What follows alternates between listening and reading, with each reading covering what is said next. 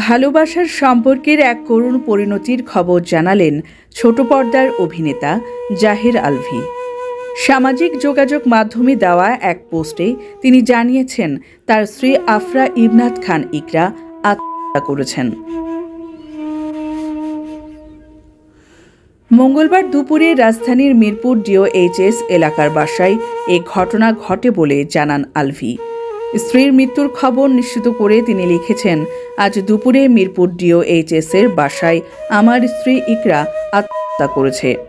আমি বর্তমানে নেপালের শুটিংরত ছিলাম। খবরটা শোনার পর থেকে কথা বলার মতো অবস্থায় নেই।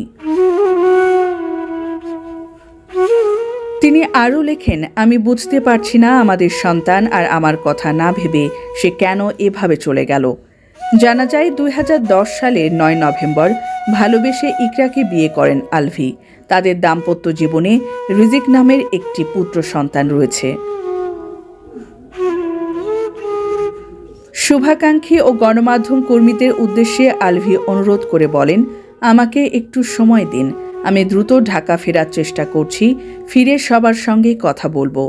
ততক্ষণ পর্যন্ত এই শোকের মুহূর্তে আমাকে এবং আমার পরিবারকে একটু মানসিক স্বস্তি দিন।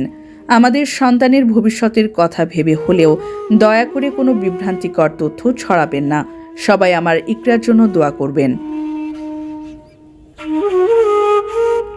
ঘটনার পর পরিবারে নেমে এসেছে শোকের ছায়া।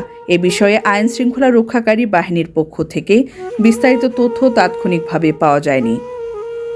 ডেস্ক নিউজ, অগ্রযাত্রা প্রতিদিন। অগ্রযাত্রা প্রতিদিন, নির্ভীক প্রত্যয়ে উজ্জীবিত।